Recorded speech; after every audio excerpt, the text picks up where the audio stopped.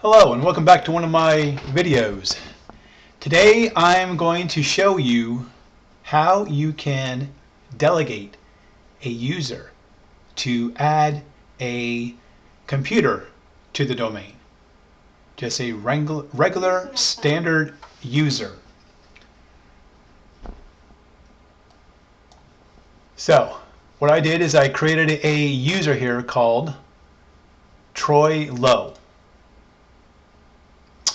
And his account, if we take a look at it, he's a member of the domain users, and that is it. So what we're going to attempt to do is try to delegate him to add computers to the network. Let's say you had a contractor come in and for a couple of days, and you want him to add some computers to the actual network. So what you want to do is you want to delegate rights to him so he has the ability to do that. So right out of the box, a domain admin or not, you can add a PC to the domain, but a maximum of only 10 times. Now if you want this user to be able to add a machine more than that to the domain, you have to delegate. You have to use delegation in Active Directory. So the process you have to take is first you have to have the user. You create the user in Active Directory. And then from there, you are going to go to the container that you want the delegation to happen. So we're going to go on, click on Computers. We're going to right click, and we're going to go Delegate Control. This wizard pops up. From this wizard here, we're going to click on Next. And then here you can add the users or groups for delegation. So here we're going to look for the user for Troy Lowe. We're going to click OK. Now we added Troy in there. Now we're going to click on Next.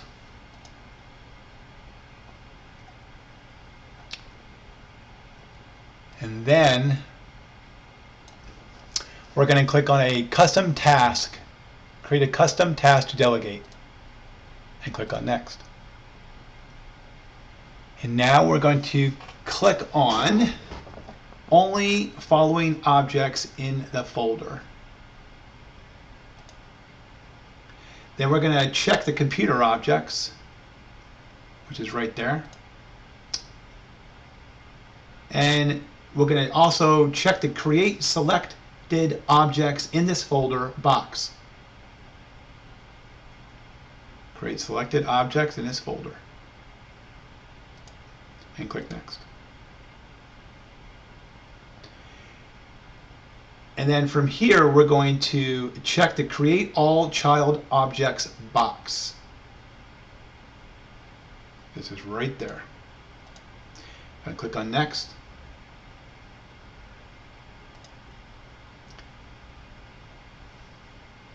And then we're going to press Finish. You can see what we created there.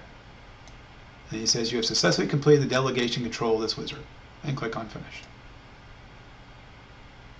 Okay. Now you don't see really anything else. I mean, you click on Troy again, and he's still a member of the domain users group. But let's just say you want to check and see what his delegation rights are.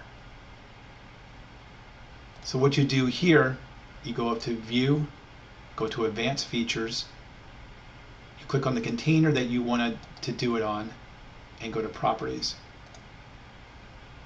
Click on the Security tab, and on the Security tab you can see the Access Control list here, or NTFS permissions.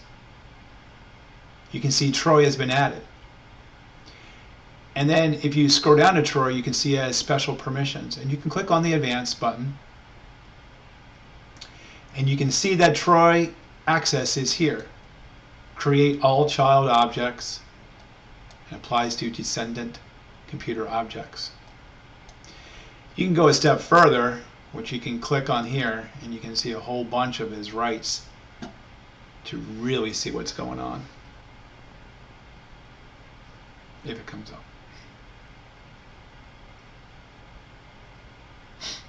So the permission entries for computers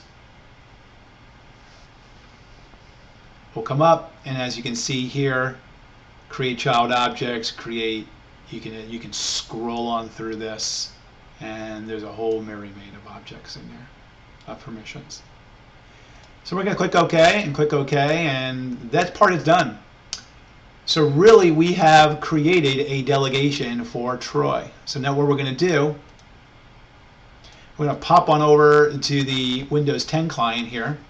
And as of right now, this computer is not part of the domain. If I right click on here and go to Properties,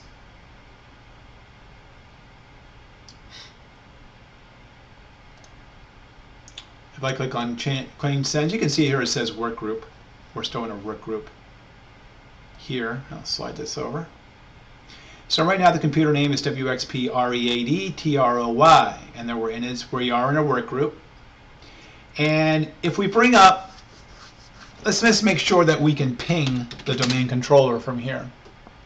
So I'm going to go with the IP4, because if we do just a regular ping right now and go DC1 for the domain controller, it's going to give you the IP version 6 address.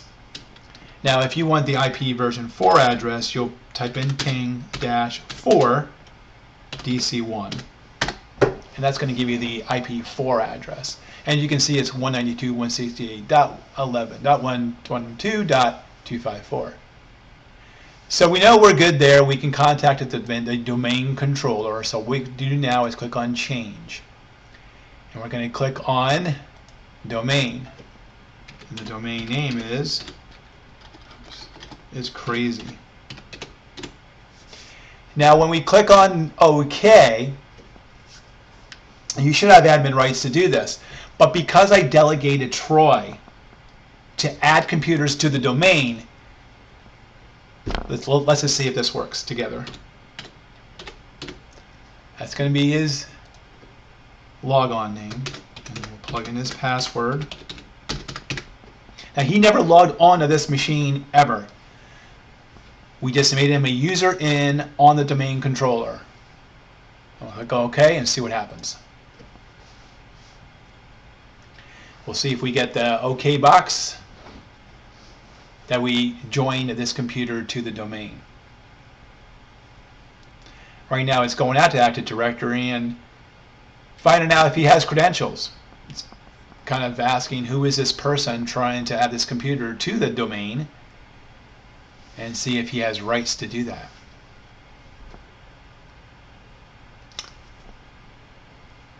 So it's searching. And look at that. It says, welcome to the crazy domain. So I'm going to click OK. And I'm going to click OK. And I'm going to close. And I'm going to restart this computer. And now I'm going to go back to my server.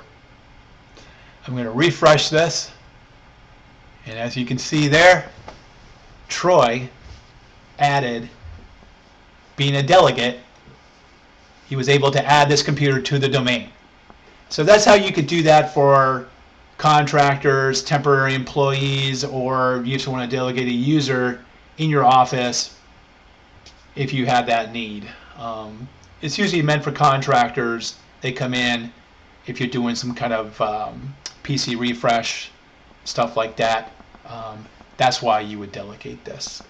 All right, so I hope this video helped you, but that's how you add a normal domain user and give him delegated rights to add a computer to the domain.